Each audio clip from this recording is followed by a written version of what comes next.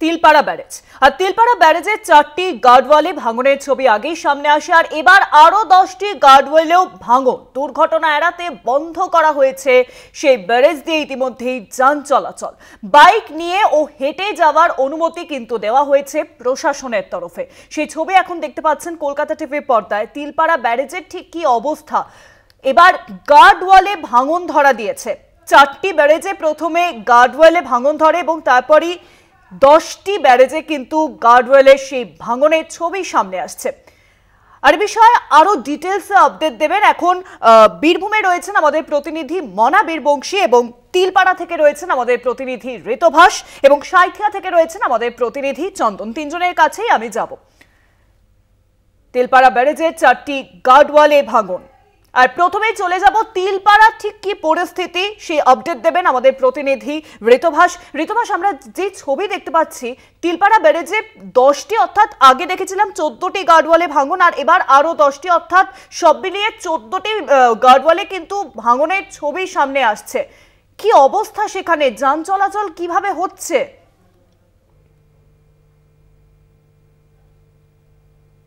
একদমই। দেখো, তোমাকে যে প্রথমে যে ছবিটা আমি দেখানোর চেষ্টা করব, এই যে এখন আমরা রয়েছি তিলপাড়া ব্যারেজের যে ডাউন স্ট্রিম, সেই ডাউন স্ট্রিমের নিচে। এবং তুমি যদি এইখানে দেখতে পারো এই যে ওয়াটার ডিভাইডার, পরপর 4টি ওয়াটার ডিভাইডার কিন্তু কার্যত ভেঙে পড়েছে, সেই ছবি আমরা দেখাচ্ছি। এবং তার নিচের যে বেস সেটাও কিন্তু কার্যত 2 থেকে 3 ফুট মতন বসে গিয়েছে। তার নিচে যে লোহার পিলার, অর্থাৎ এই যে ব্রিজ, এই ব্যারেজ এবং ব্রিজ দুটোই কিন্তু নির্মাণ করা হয়েছিল ডক্টর বিধানচন্দ্র রায়ের আমলে। সেই সময় যে লোহার পিলার দেওয়া হয়েছিল সেই লোহার পিলারও কিন্তু দেখা যাচ্ছে, তুমি দেখতে পাচ্ছ। এবং তোমাকে যদি সার্বিক পরিস্থিতিটা আমি দেখানোর চেষ্টা করি, আমি চিত্র সাংবাদিক সৌমেনকে বলবো একবার এই দিকে পাড়ের ছবিটাও দেখাতে। পাড়ের অবস্থাও যদি তুমি দেখো, পাড়ের যে সিঁড়ি, যে পাড় বাঁধানো, সেই বাঁধানো কিন্তু ভেঙে পড়েছে, বসে গিয়েছে কার্যত। অন্যদিকে আমি যদি তোমাকে দেখানোর চেষ্টা করি ডাউন স্ট্রিমের নদীর ছবি, তাহলে দেখবে তুমি এক ফোঁটা বালি দেখা যাচ্ছে না। কিন্তু এই তিলপাড়া ব্যারেজ এক সময় বালিতে ভরপুর ছিল।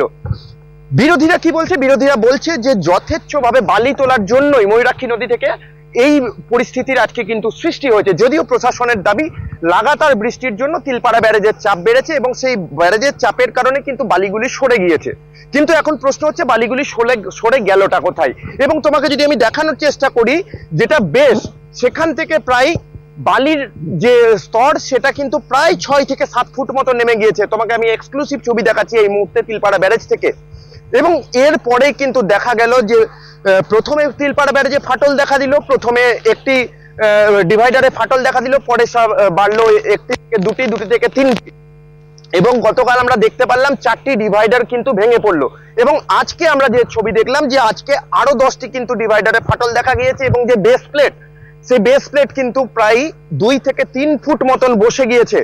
এবং এই ভয়ঙ্কর পরিস্থিতি, এই যেন কোনো রকম দুর্ঘটনা না হয় সেই কথা চিন্তা করে কিন্তু প্রশাসনের তরফ থেকে প্রথমে বড় গাড়ি বন্ধ করা হয় এবং যখন এই ভাঙন দেখা দেয় তখনই কিন্তু প্রশাসনের তরফ থেকে ছোট গাড়িও বন্ধ করে দেওয়া হয়। তবে এখন ব্রিজের ওপর দিয়ে শুধুমাত্র যে সাইকেল, বাইক এবং হেঁটে চলাচলের অনুমতি রয়েছে।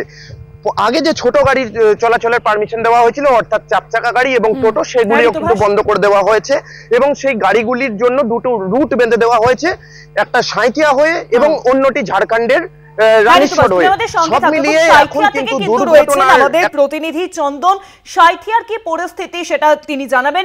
আর পাশাপাশি চন্দন, যে সাঁইথিয়ায় কিন্তু রুট বেঁধে দেওয়া হয়েছে, তাহলে প্রশাসনের তরফে এই যে নতুন রুট, সেই নতুন রুট দিয়েই কি যাতায়াত চলছে?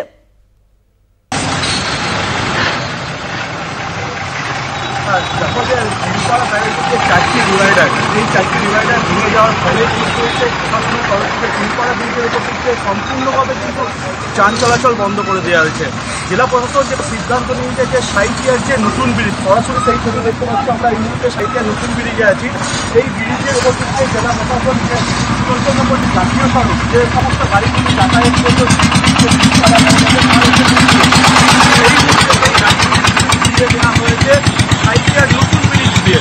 অন্যদিকে যে সিউড়ির দিক দিকে যে ঝাড়খণ্ডের রাস্তা, ঝাড়খণ্ডের রানীরচড়া যে আমজোড়া ব্রিজ, সেই ব্রিজের উপর দিক থেকে প্রশাসনের তরফ থেকে যান চলাচল করা হচ্ছে। কিন্তু সাইডের যে নতুন ব্রিজ আছে, এই ব্রিজের উপর দিক থেকে যান চলাচল করার ফলে হচ্ছে সমস্যায় পড়েছে স্থানীয় মানুষজন থেকে পথ চলতি মানুষ।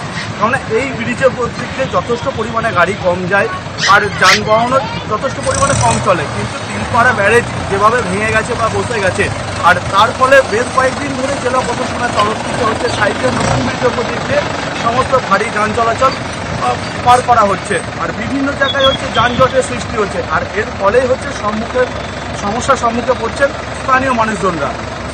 সঙ্গে তুমি আমাদের সঙ্গে থাকো।